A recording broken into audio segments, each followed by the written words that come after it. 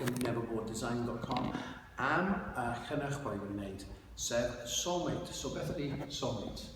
Mae Soulmate yn stôl traed ac efo plant sy'n canu piano ac mae'n helpu nhw i canu'n well os ti'n cael postio dda ti'n canu.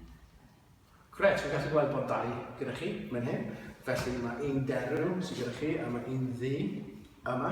So pa mor llwyddiannus mae Soulmate wedi bod? Ydych chi wedi llwyddo cael gwerthiant?